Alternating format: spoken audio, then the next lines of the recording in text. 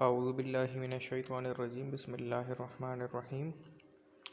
आज हमारी लैब 3 है अप्लाइड फ़िज़िक्स की, और इसमें जो आज का टास्क है, टाइटल है ऑब्जेक्टिव के पॉइंट ऑफ व्यू से, to observe and plot the resonance curve for series RLC circuit, determine its resonance frequency and value of inductance along with Q factor.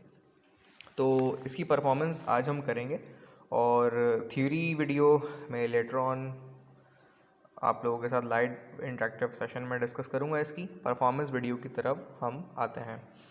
Performance video से पहले मैं 2 devices का आपसे introduction करवाऊंगा। एक तो है जी function generator. Digital function generator हमारे पास मौजूद है, लेकिन मैं ये चाहूँगा कि मैं आपको एनालॉग और जो पुराने टाइम का एक फंक्शन जनरेटर है वो दिखाऊं। तो फंक्शन जनरेटर हमारे सामने है। तो ये फंक्शन जनरेट करता है वेव। अगर आप देखें, साइन, ट्रायंगुलर, स्क्वायर, और इनको इन्वर्स करने के लिए, मिसाल के तौर पे मैंने साइन दिया, उसको इन्वर्स करना है तो उसको साथ में इन्वर्स कर सकता हूँ।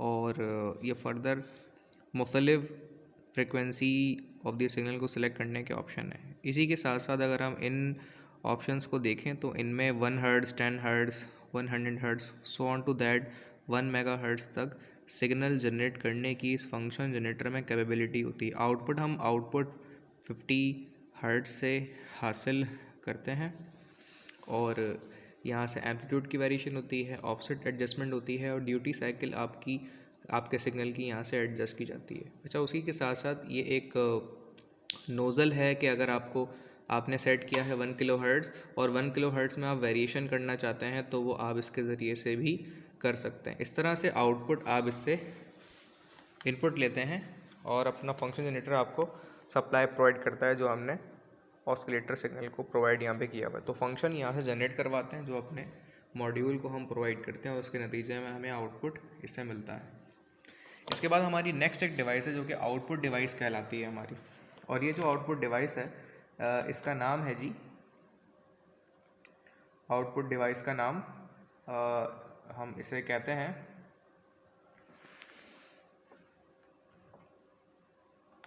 ऑसिलोस्कोप। तो ये एक टाइम डोमेन डिवाइस है जो हमें मुख्तलिफ़ किस्म की फ्रिक्वेंसीज़ प्रोवाइड करती है, और उसके नतीजे में हमें इससे आउटपुट मिलते हैं। तो ये आपकी एक डिवाइस है जो कि हमें आउटपुट वेव की सूरत में प्रोवाइड करती है। ये ऑसिलोस्कोप एक ऐसी डिवाइस है जो कि डिजिटल भी हमारे पास है, लेकिन स्टूडेंट्स को स्टार्टिंग में ये डिवाइस एनालॉग की सिखाई जाती है ताकि वो अपने प्रॉपर तरीके से सिग्नल्स बना सकें, इसको सीख सकें। इसमें टाइम पर डिवीज़न, वोल्ट पर डिवीज़न, और किस तरीके से आउटपुट चैनल का इसमें ऑब्जर्व किया जाता है। तो इसकी अगर मैं प्रॉब आप लोगों को दिखाऊं तो इस तरह से ये प्रॉब होती है आपके सामने। ये इसकी प्रॉब है, और ये जो वायर है फर्दर ऑसिलोस्कोप में यहाँ पे लगी हुई होती है चैनल 1 की। ये चैनल 1 के सारे सेट ऑफ इंस्ट्रक्शंस होते हैं। ये चैनल 2 के हवाले से सेट ऑफ इंस्ट्रक्शंस होते हैं। ये ट्रिगरिंग सर्किट है। इधर हम दीगर ऑपरेशन को सेट करते हैं कि आप नॉर्मल देखना चाहते हैं, ऑटो देखना चाहते हैं, चैनल 1, चैनल 2 सोर्सेस को देखना चाहते हैं, और साथ ही साथ ये इसका हॉरिजॉन्टल स्केल ऑफ रिप्रेजेंटेशन है, जिसके ज़रिए से हम सिग्नल को फास्ट और स्लो करते हैं, उसकी पोजीशन को राइट लेफ़्ट करते हैं। तो हम एक वक्त में 2 आउटपुट वेव की सूरत में इसमें देख सकते हैं, एक इस चैनल 1 पे और इस चैनल 2 पे। तो ये इसके वर्टिकल पोजीशन की adjustment of the channel 1, channel 2 की है, और ये दोनों सिग्नल के पॉइंट ऑफ व्यू से टाइम पर डिवीज़न के स्केल होते हैं, जिसमें आपके हॉरिजॉन्टल एक्सिस को एडजस्ट किया जाता है और पोजीशन को यहाँ पे देखा जाता है। तो ये आपकी एक टाइम डोमेन डिवाइस है जो कि सिग्नल के आउटपुट को वेव की सूरत में प्रोवाइड करती है। तो अगर आप यहाँ देखें तो मैं सर्किट को यहाँ पे लगा रहा हूँ। यहाँ पे लगाने के नतीजे में आउटपुट इसका आ जाएगा लेट से, और भी ऑपरेशंस हम इसमें परफॉर्म कर सकते हैं। इसकी एडजस्टमेंट के लिए मुख्तलिफ़ तरह की वेरिएशंस होती हैं, जिसमें हम एडजस्ट कर सकते हैं, और उसके मुताबिक हम इसमें वेरिएशन ला सकते हैं, और अपनी रिक्वायर्ड चीज़ों के मुताबिक इसे एडजस्ट भी कर सकते हैं। तो उस मकसद के लिए इसको इस्तेमाल किया जाता है ताकि आउटपुट जो हमारा आ रहा हो उसको नॉर्मलाइज़ करके हम हासिल करें। इसके अलावा एक और हमारी डिवाइस है जो कि ऑसिलोस्कोप ही होती है, लेकिन वो डिजिटल ऑसिलोस्कोप होती है, उसमें ऑटो एडजस्टमेंट का ऑप्शन भी होता है। लेकिन एनालॉग में आउटपुट लाना ज़रा मुश्किल है और स्टूडेंट्स को स्टार्टिंग में एनालॉग ऑपरेशंस ही सिखाए जाते हैं ताकि वो चीज़ों को अच्छी तरह देख सकें और परफॉर्म कर सकें। अब आते हैं मॉड्यूल की तरफ अपने। मॉड्यूल को अगर आप देखें तो ये RLC सीरीज़ एक्सेप्टेड सर्किट कहलाता है और इसमें हम मुख्तलिफ़ तरह की वेरिएशंस को देखते हैं और अपनी फ्रिक्वेंसीज़ को हासिल कर रहे होते हैं। इसमें एडजस्टमेंट अगर आप देखें तो हमने सबसे पहले फंक्शन जनरेटर के ज़रिए आउटपुट अपना लिया और 1 किलो हर्ट्ज़ की फ्रिक्वेंसी के ज़रिए से यहाँ पे अपनी सप्लाई प्रोवाइड की। ड्यूटी साइकिल को हम सेंटर में रखते हुए एडजस्ट करेंगे। तकरीबन सारी चीज़ें सेंटर में ही हैं जो इसमें हमने एडजस्ट की हैं। आउटपुट हमने हासिल किया हुआ है जो यहाँ कनेक्ट किया हुआ है और उसके बाद फ्रिक्वेंसी के दो सेट हैं यहाँ पे, एक हाई फ्रिक्वेंसी और एक लो फ्रिक्वेंसी। हाई फ्रिक्वेंसीज़ के ऊपर अगर मैं थ्योरीज़ के पॉइंट ऑफ व्यू से बताऊँ तो इस सर्किट के दो हिस्से हैं। एक तो F1 से लेके F0 तक का और एक F0 से F2 तक का हिस्सा है। स्टार्टिंग से लेके मिडल ऑफ द पीक तक जो हिस्सा होता है वो इंडक्टिव सर्किट का होता है और मिडल से लेके एंड ऑफ द सेशन का जो हिस्सा होता है वो आपका कैपेसिटिव सर्किट से रिलेट करता है। इधर आपकी लोअर फ्रिक्वेंसीज़ होती हैं और इधर आपकी हायर फ्रिक्वेंसीज़ होती हैं। तो सबसे पहले हम ये जानते हैं कि हायर फ्रिक्वेंसीज़ पे अगर आप रखते हैं तो हायर फ्रिक्वेंसीज़ पे जो सर्किट आपका बहुत ज़्यादा अट्रैक्ट करता है, बहुत ज़्यादा रीडिंग प्रोवाइड करता है, एक्सेप्टर के तौर पे इस्तेमाल होता है, वो इंडक्टिव रिएक्टेंस में होता है। रिएक्टेंस आपकी दो तरह की होती है, एक कैपेसिटिव रिएक्टेंस और एक इंडक्टिव रिएक्टेंस, और ये AC सर्किट में काम करती है। तो अगर मैं इसके फॉर्मूले आप लोगों को दिखाऊं तो ये होती है। कैपेसिटिव सर्किट जो है इसका फार्मूला, कैपेसिटिव रिएक्टेंस जो है इसका फार्मूला 1/2πfc होता है और इंडक्टिव रिएक्टेंस का फार्मूला XL = 2πfl होता है। और हम इस लैब में रेजोनेंस के पॉइंट ऑफ व्यू से डिस्कस कर रहे हैं। अच्छा, वो पॉइंट ऑफ द फ्रीक्वेंसी जिसके ऊपर आपकी इंडक्टिव रिएक्टेंस और कैपेसिटिव रिएक्टेंस इक्वल हो जाती है, तो उस पॉइंट ऑफ एडजस्टमेंट को हम अपनी रेजोनेंस का पॉइंट कहते हैं। और जिस फ्रिक्वेंसी पे ये एक दूसरे को बैलेंस करती है, बराबर करती हैं, उस फ्रिक्वेंसी को रेजोनेंस फ्रिक्वेंसी कहा जाता है। इन दोनों फॉर्मूले को इनकी जगह अगर मुझे रेजोनेंस पॉइंट ऑफ फ्रिक्वेंसी हासिल करनी है तो एक जगह रखूँगा। इन दोनों को यहाँ पे रखने के बाद ये फार्मूला इससे ड्राइव होगा। तो मैंने यहाँ पे इसको सॉल्व करने की कोशिश की है कि XL की वैल्यू 2πfl है और XC की वैल्यू 1/2πfc है। इन दोनों को मैंने यहाँ पे रखा है, एडजस्ट किया, यानी कि सिर्फ एक जगह F कर लिया तो F से F मल्टीप्लाई होगा तो F² हो जाएगा और इसको हमने FR रेजोनेंस फ्रिक्वेंसी का नाम दे दिया। बाकी सारी एंटिटी एक तरफ हो जाएंगी, यानी कि 4π²CL। स्क्वायर से रूट शिफ्ट करेंगे, ये फार्मूला फिर इस तरह से बनेगा और उसके बाद आखिर में ये इस तरह बनेगा। सिंपल मैथमेटिक्स है इसमें, जो कि किसी को अगर समझ नहीं आया तो मुझसे बता दीजिएगा, मैं उसको डिटेल में एक्सप्लेन कर दूंगा इसके हवाले से। फर्दर अगर हम यहाँ पे इस पैराग्राफ को रीड आउट करें तो इसमें ये चीज़ लिखी हुई है कि हायर फ्रिक्वेंसीज़ के ऊपर कैपेसिटिव रिएक्टेंस जो है आपकी डिक्रीज़ होती है, जबकि हाई फ्रिक्वेंसीज़ के ऊपर इंडक्टिव रिएक्टेंस जो है वो इंक्रीज़ होती है।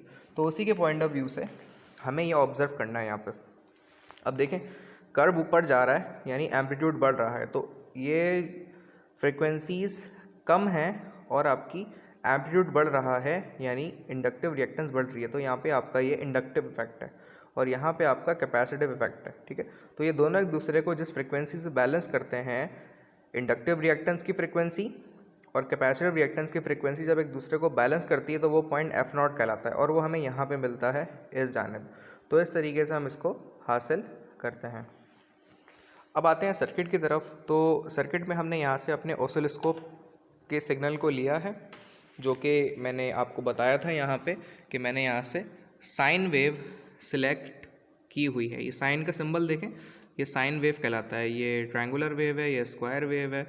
मैं थोड़ा और करीब कर देता हूँ, साइन ट्रायंगुलर स्क्वायर वेव। ये इन्वर्जन है, उसकी इन्वर्जन हम नहीं रखते, सिंपल सर्किट रख लेते हैं, सिंपल सिग्नल। तो साइन वेव हमने सेलेक्ट करके आउटपुट के तौर पे यहाँ पे प्रोवाइड करी। उसके बाद फिर हम हायर फ्रिक्वेंसीज़ के ऊपर पूरा एक्सपेरिमेंट करेंगे। हायर फ्रिक्वेंसीज़ का मतलब ये होता है कि ये एक्सेप्टर के तौर पे इस्तेमाल होगा जब हमारी हाई फ्रिक्वेंसीज़ होगी और उस सर्किट के अंदर हम इंडक्टिव रिएक्टेंस फ्रेंडली वो सर्किट होगा और उसके बिहाफ पे हमारी फ्रिक्वेंसीज़ यहाँ पे आ रही होंगी, जिनको यहाँ पे हम मेजर करेंगे। अच्छा जी, तो साथ ही साथ फिर हम यहाँ पे इसे कनेक्ट करेंगे और उसके पॉइंट ऑफ व्यू से सारी रीडिंग्स को हासिल करेंगे। फ्रिक्वेंसीज़ हम एक जगह एडजस्ट करते हैं कि अगर हायर फ्रिक्वेंसीज़ भी आप रख रहे हैं तो हाई फ्रिक्वेंसीज़ के पॉइंट ऑफ व्यू से। अच्छा, ये एम्पेयर मीटर हमारा है जो कि हमें बताता है फर्दर एडजस्टमेंट के फ्रिक्वेंसीज़ की वेरिएशन से किस तरह से होता है, light lower frequencies high frequency, तो इनकी वेरिएशन के नतीजे हमें आउटपुट मिल रहे होते हैं। तो हाई फ्रिक्वेंसीज़ पहले हम रखेंगे, जैसे पहले लो पे होता है फिर हाई पे रखते हैं। हायर फ्रिक्वेंसीज़ के मुताबिक हम इन फ्रिक्वेंसीज़ को सबसे लोअर पे लेके जाते हैं और लोअर पे भी वैल्यू जो आ रही है वो कुछ 19 माइक्रो एम्पेयर आ रही है। ये लीनियंट सा बहुत करंट है, तो हम आहिस्ता आहिस्ता एम्पेयर को बढ़ा रहे होते हैं, सॉरी फ्रिक्वेंसीज़ को बढ़ा रहे होते हैं, इसके नतीजे में एम्पेयर आपका बढ़ता है। तो जहाँ से ये बढ़ना शुरू करता है, देखें कर्व जो है अभी सिर्फ लीनियंट रहता है, वैल्यूज़ नहीं बढ़ रही होती। तो उसके मुताबिक जैसे जैसे हम एडजस्ट कर रहे होते हैं, बढ़ा रहे होते हैं, तो एक स्लाइड तरीके से इंक्रीज़ करना शुरू करेगा इस पॉइंट के बाद। देखें इसके ऊपर ये अपनी ओरिजिनल पोजीशन जो कि 19 था उस पर मौजूद था। 19 से जब मैं इसको इंक्रीज़ कर रहा हूँ इस पोजीशन के बाद, तो ये बढ़ना शुरू हो रहा है। देखें 21, 30, 40, और ये बहुत स्लाइड वे में बढ़ जाता है क्योंकि कैपेसिटर, अच्छा प्रीवियस हमने एक्सपेरिमेंट किए थे उसमें मैंने कैपेसिटर दिखा नहीं सकता, तो 3300 माइक्रो फैरेड का कैपेसिटर जो है मैं लैब में अरेंज कर चुका हूँ, और अगर आप देखें तो ये मौजूद भी है। तो ये आपका 16 वोल्ट 3300 माइक्रो फैरेड का कैपेसिटर है।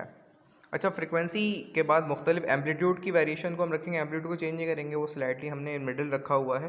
फ्रिक्वेंसीज़ की वेरिएशन के नतीजे में आपके आउटपुट एडजस्ट हो रहे होंगे और वेरी कर रहे होंगे। तो इनकी मैक्सिमम फ्रिक्वेंसीज़ के ऊपर आपको 80 माइक्रो एम्पेयर मिले, तो उसके मुताबिक हम यहाँ पे ऐसे ऑब्जर्व कर लेंगे। उसके बाद हम सारी फ्रिक्वेंसीज़ की वैल्यू लेने के बाद ऑब्जर्वेशन कॉलम फिल करने के बाद इसे लोअर फ्रिक्वेंसीज़ पे रखेंगे और फिर फ्रिक्वेंसीज़ को हम कम करना शुरू करेंगे। देखिए अब फ्रिक्वेंसी जब मैं कम कर रहा हूँ ना, तो मेरा एम्पेयर भी कम हो रहा है।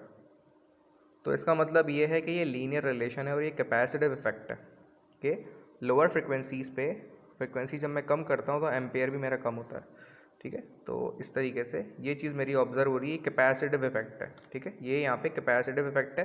कैपेसिटिव इफेक्ट में फ्रिक्वेंसी आपकी कम होती है, यानी फ्रिक्वेंसी आप बढ़ा रहे होते हैं लेकिन इंडक्टिव रिएक्टेंस आपकी कम होती है। और इसी तरीके से वही रिलेशन होता है कि अगर फ्रिक्वेंसीज आप कम करते हैं तो कैपेसिटिव रिएक्टेंस भी आपकी कम होती है। उसी के बिहाफ पे हम ये एक टेस्ट बटन है, इसमें एक बज़र बजता है, फ़िलहाल अभी बज नहीं रहा क्योंकि आई डोंट नो कि ये काम नहीं कर रहा क्योंकि काफ़ी टाइम से इस्तेमाल नहीं हुआ हुआ इक्विपमेंट, तो ये सही तरीके से ऑपरेट नहीं कर पा रहा। कैपेसिटर का जो इम्पैक्ट है हमारा वो हमने 1000 माइक्रोफैरेड लिया हुआ है। ठीक है, अच्छा इसके बाद हम आगे चलते हैं और इसमें मैंने ये बताना था आप लोगों को कि ऑब्जर्वेशन कॉलम किस तरीके से फिल किया जाता है। ये फर्दर कुछ फॉर्मूले हैं इसमें, ये मैंने बता दिया था कि रेजोनेंस फ्रिक्वेंसी, उसके बाद इसका मैग्नीफिकेशन, रेजोनेंट सर्किट का जो फैक्टर है Q, इसका फॉर्मूला इसके ज़रिए निकलता है। R, L और C की वैल्यूज़ को, R की वैल्यू जो थी यहाँ पे 50 ओम है, वो आगे बताई भी गई है, आ जाएगी अभी। इनको यूज़ करते हुए हम Q निकालते हैं और Q का फॉर्मूला एक ये भी होता है कि आपकी जो रेजोनेंस फ्रिक्वेंसी है उसको डिवाइड कर लें अपनी डेल्टा एफ से। डेल्टा एफ की जो फ्रिक्वेंसी का फॉर्मूला है वो यहाँ लिखा हुआ भी है, F2 माइनस F1, यानी final frequency minus initial frequency से माइनस करेंगे तो डेल्टा एफ मिल जाएगा। रेजोनेंस फ्रिक्वेंसी आपको अपने ग्राफ से हासिल होगी, उसको डिवाइड करेंगे तो Q पॉइंट आपको मिल जाएगा। सर्किट ये बना हुआ है, इसकी बेसिस के ऊपर अगर आप देखें तो। अच्छा जी, जो कंपोनेंट की वैल्यूज़ है वो आपको 50 ओम लेनी है। फ्रिक्वेंसी 2 किलोहर्ट्ज़ से 12 किलोहर्ट्ज़ तक ले सकते हैं। 12 किलोहर्ट्ज़ फ्रिक्वेंसी कैसे एडजस्ट करेंगे वो भी दिखा देता हूँ आपको कि मैं 10 पे जाऊँगा, 10 के बाद 12 आएगा, तो फिर मैं इसको 0 यानी मिनिमम कर दूंगा। तो 10 अब यहाँ से शुरू हुआ है, अब मैं आहिस्ता आहिस्ता बढ़ाना शुरू करूँगा। 10 के बाद ये 11, 12 तकरीबन यहाँ मिल जाएगा। ठीक है, ये यहाँ पे 12 मिल गया। अब वो एडजस्ट करने के बाद फ्रिक्वेंसी की वेरिएशन पे आप मुख्तलिफ डेटा को ले सकते हैं। तो ये बताया गया है कि 2 किलोहर्ट्ज़ से 12 किलोहर्ट्ज़ तक आप इसकी वेरिएशन कर सकते हैं। Peak to peak amplitude provide करना है। अच्छा, जो सिग्नल मिलता है हमें वो पीक टू पीक होता है, ऑसिलोस्कोप के ऊपर हम ऑब्जर्व करते हैं। 1 किलोहर्ट्ज़ का रेजोनेंस फ्रिक्वेंसी के पॉइंट ऑफ व्यू से प्रोवाइड करेंगे और डेटा को हासिल करेंगे। अब आते हैं ऑब्जर्वेशन कॉलम की तरफ कि हम वो फिल कर रहे हैं। मुख्तलिफ़ तरह की जो फ्रिक्वेंसीज़ हम हासिल कर रहे हैं वो प्लॉट हो रही होगी आपके ऑसिलोस्कोप के ऊपर, जो कि हमें यहाँ मिल रही होंगी। तो वेरिएशन के नतीजे में आपको मुख्तलिफ़ तरह की रीडिंग्स हासिल हो रही होंगी, जिनसे आप इसको फिल करेंगे। अब यहाँ पे फ्रिक्वेंसी किलोहर्ट्ज़ में बताई गई है कि किस तरीके से हम अपनी फ्रिक्वेंसीज़ जो हमें हासिल हो रही है 245.6 किलो हर्ट्ज़, और ये मुख्तलिफ़ तरह की फ्रिक्वेंसीज़ जब आ रही होंगी तो उनके एवज़ हमें आउटपुट मुख्तलिफ़ तरह के मिल रहे होंगे। अच्छा, ये जो इफ़ेक्ट होगा ये आपका इंडक्टिव इफ़ेक्ट पे मिल रहा होगा। उसी के साथ साथ हम फ्रिक्वेंसीज़ अगर यहाँ पे आप देखें बढ़ा रहे होंगे तो यहाँ पे आउटपुट जो वोल्टेज का है वो कम हो रहा होगा। ठीक है, तो ये एक स्लाइड सा डिफरेंस है, यहाँ पे एम्पलीट्यूड कम हो रहा है जबकि एम्पलीट्यूड यहाँ पे बढ़ रहा है। तो ये इंडक्टिव इफेक्ट है और ये कैपेसिटिव इफेक्ट है, जो कि थ्योरी में भी हम इसकी डिटेल में पढ़ेंगे। उसके बाद कैलकुलेशन के पॉइंट ऑफ व्यू से रेजोनेंस फ्रीक्वेंसी जो ग्राफ के जरिए बनेगा वो देन प्लॉट किया जाएगा और वो 30.9 हर्ट्ज़ बनेगा, किलो हर्ट्ज़ नहीं होगा। इंडक्टेंस की जो वैल्यू है वो 500 हेनरी उससे निकलेगी, और आर की वैल्यू 50 ओम रजिस्टर हमें दिया हुआ था, जो हमारा रजिस्टर ये वाला है 50 ओम का।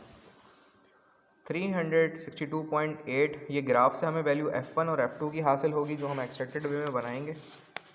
बैंडविड्थ डेल्टा F है हमारी, जो कि F2 माइनस F1 के ज़रिए से हमें मिल जाएगी। बैंडविड्थ तो भी फ्रीक्वेंसी दैट इज़ 177.4 किलोहर्ट्ज़। अच्छा, ये नेगेटिव साइन यहाँ पे बड़ी फ्रीक्वेंसी छोटी फ्रीक्वेंसी इसका फ़र्क करे बगैर कर दिया, इसलिए नेगेटिव साइन आ रहा है। क्वेश्चन पॉइंट क्यू पॉइंट निकालने का फॉर्मूला ये, अगर आप ये नेगेटिव साइन को निगलेक्ट करते हो 177.4 को, जो कि रेजोनेंट फ्रीक्वेंसी आपकी थी FR divide by delta F, तो डेल्टा F ये है, यानी डिनोमिनेटर में ये फैक्टर जाएगा और न्यूमिनेटर में FR जाएगा। तो FR आपका वो 330 आया था जो हमने इससे पहले निकाला था, तो वो यहाँ प्लेस करेंगे, इसे डिवाइड करेंगे तो आपको फर्दर मोर चीज़ें भी हासिल हो जाएंगी। फर्दर बाकी जो क्वेश्चन आंसर हैं वो हम अपनी थ्योरी में ही डिस्कस कर लेंगे। इस वीडियो को क्योंकि काफ़ी तवील हो गई, यहाँ पे एंड करते हैं।